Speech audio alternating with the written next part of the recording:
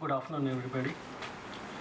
Respected and distinguished guest of the day, Professor K.V. Thomas, MP. Respected Advocate G. Shivadas, his associate, Mr. P.M. Prabhakaran, Mr. Vivek Krishna Govind, respected directors of the chambers, ladies, gentlemen, and guests. I have a very pleasant duty here to welcome the distinguished guests and the participants. Since the AGM of the chamber is just round the corner, the whole members as well as the staffs were tied up with the arrangement and for the AGM. And initially we had thought of bypassing this our annual budget meet, but at the last minute we all became wise. We thought such an important function of our event of our country, we should not bypass it and we should have it. And that's the reason why we had a last minute arrangement, and I would apologize for that. I would also like to thank Professor MP K.V. Thomas for having accepted our invitation at such a short notice. It's only today morning we could contact him and he readily accepted the invitation. He's always been a chamber friend and he's been attending all our functions. Now, on behalf of all present here and on my personal behalf, I extend a most hearty welcome to Professor K.V. Thomas. In persons today as speakers, Advocate G. Shivadas is from Bangalore. He is an experienced advocate with more than 25 years of standing at the bar. He specializes in the area of central excise, customs, exempt policy, anti-dumping issues, service tax and value-added taxes. He also handles issues under direct tax, corporate law and intellectual property rights. On behalf of all present here and on my own personal behalf, I extend him a warm welcome.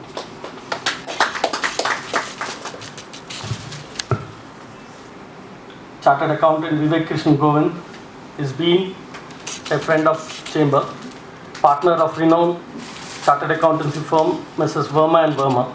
He is one of the prominent chartered accountants of Cochin. He has been kind enough to accept our invitation at a short notice and present here to speak on direct taxes. On behalf of Kerala Chamber of Commerce and Industries, on my personal behalf, I extend him a warm, hearty welcome. Mr. P. M. Prabhakaran, who is an experienced advocate specialized in areas of service tax and value-added taxes, is also present here along with Advocate G. Shivadas. I have great pleasure to extend him also a warm welcome.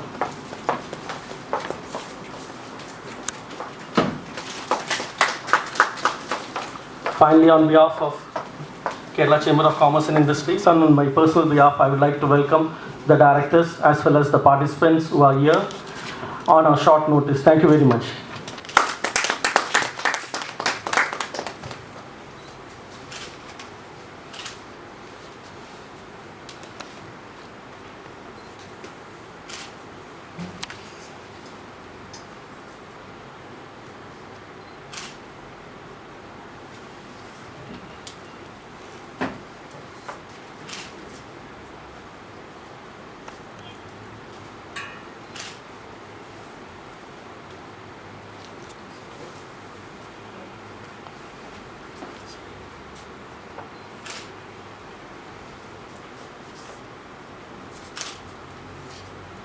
Mr.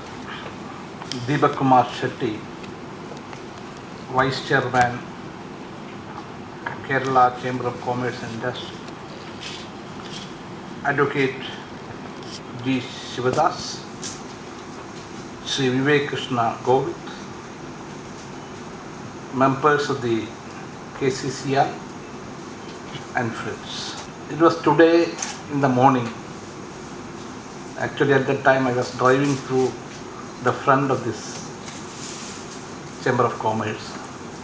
I got a telephone call that I should come here to inaugurate a discussion on the union budgets. So I will put my views on this. This government under Dr. Narendra Modi is in power for less than 60 days. or even to criticize it, because ours is a democratic country. So this verdict of the people, as a politician who has worked for such a long period, I accept. I think this is the victory of Indian democracy, because there is a smooth change of power. At the same time, even though this is a very short period, this government is in power, there are certain signals which is alarming to me. One, India is 67 years old democratic country. 122 crores of people are there. Different languages, different regions, different political parties, political coalitions. But it is the third largest economy in the world, next to USA and China. This is a dramatic growth. Protecting the democratic principles, freedom of the press, freedom of the judiciary, freedom of the political parties. We have grown during the last 67 years.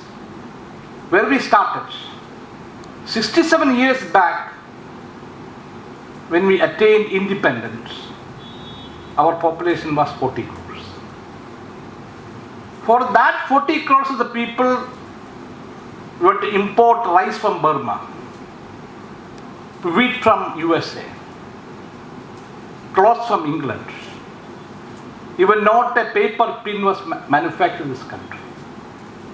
Now after 6-7 years, when you analyze, we are the largest producers of grains in the world. Last year production was 220 million. And we are the largest storage of food grains. That is why in the budget, Arun Jaitley said, even there is going to be a drought for the next 1 or 2 years, we are safe because we have got a good stock of food grains. Kerala has enough people, youngsters, for doing all the work in the state. In my younger days, in the morning, my mother gave me little kanni. Noon, lunch is rice. One, we should look at the preamble of the Constitution. India is the only country in the world in its preamble has said India is a secular, socialist, democratic country. You cannot get out of socialism. And that is why, starting from Pandit Jawaharlal Nehru and the last Prime Minister, Dr. Manmohan Singh, we have kept the fabric of our economy. We have kept intact the fabric of our social structure. Because here we have got people believing various religion, various beliefs, even various dress order, food habits. But we want to see that the entire nation goes together. And coming to socialism also, we are not a capitalist state. Pandit Jawaharlal Nehru has accepted mixed economy. So if this is so for the last 67 years in the country, even during the period of non-Congress governments, this government is taking a new direction. That is where I am afraid. This government, we accept FDI. It is the Congress party which welcomed FDI. We welcomed FDI to the extent of 26% in defense. We accepted FDI to the extent of 26% in insurance. In many sectors we have accepted that. Okay, we had problems of implementing it because ours was a coalition government. It is at a subsidized rate. Those who can afford, they can go to the open market. But this government has no clarity on food security. See, we are not against the private entrepreneurship. We are not against the corporate houses in the country. We are not against FDI. But there should be a balance. A balance between the public sector, the private sector, and the corporate sector. Employment of a personal staff is I am not questioning it. It is something left to the concerned minister. And where does it go? In a cabinet sitting in the house, even though they are helpless. Everything from the PMO has such a management. Usually, the swearing-in ceremony of a new government, a new cabinet, did we have any good relations with Sri Lanka? Then definitely there should be voting. Yesterday when the bill on Telangana and the nature of the government, the character of the government, always start. So I think this budget, I said just put the political angle, the economic angle, they are the experts. Miserable, against indecision, against coalition politics, against country. But people took a decision. That there shows the maturity of Indian democracy. I inaugurate this discussion, and with your permission also I have to go for the consent. Very good evening to all of you. Customs, quickly to go through. Some of you are aware of the provisions of what is called an advance ruling. That is, the law permits anybody to go to an authority and ask him what is going to be my tax for the next 1 or 2 years. Therefore, the authority will examine and tell him that this is your tax, this is the amount which you will be liable to pay. Now, that facility we had in the government only for non-resident companies. Now they have made it applicable even to a resident company. So Indian companies also can go to the advance ruling and ask for an advance ruling on this. Now there is another authority called the Settlement Commission. Settlement Commission is where there is a litigation with you. You don't want to spend your time on litigation. Therefore you go back to the authority and say that I want to close my litigation. I will file an application, the authority will accept your liability, and then the litigation will come to an end. So that they have now expanded to consider for certain other issues as part of the customs. Government realizes that as far as the thrust is concerned, it has to be on the infrastructure, it has to be on the power sector. So whatever parts are imported and used in the manufacture of this, there is a complete exemption from payment of duty. Rationalize the rates of tax to different types of coals to 2.5%.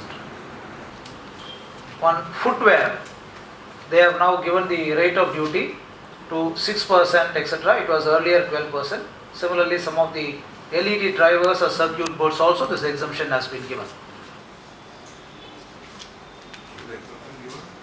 Exemption is complete exemption payment of duty.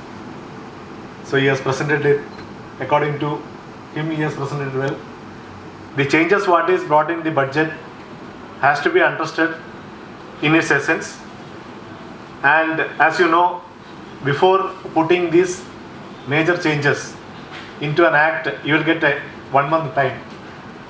During that 1 month, the important function or the responsibility of the trade associations like Kerala Chamber is that to take the views from various participants, the members of Kerala Chamber or any other members like that, they should also take the view from all the participants, and then maybe they want to, like Sudha was telling, on 1 or 2 particular issues, especially on the 7.5% deposit. It's a huge impact on any assessee. A department officer, he wants to issue a notice, he can issue a notice. The next officer can pass the order. Then the liability comes on you, 7.5%, you have to shell out. A state like Kerala, I know very well about Kerala. An industry, how it is growing, I know very well here. A person who is running with a 50 crore or 100 crore business, or maybe even less than that, or even lakhs. If department office come to you and say that to pay 10 lakh tomorrow, or pass the order, you have time for 45 days, pay the amount and go and appeal.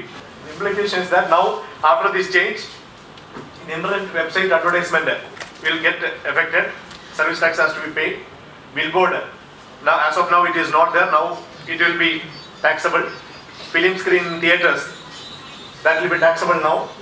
Now another change is the radio cab, those who are, depending on the radio taxi and radio cab.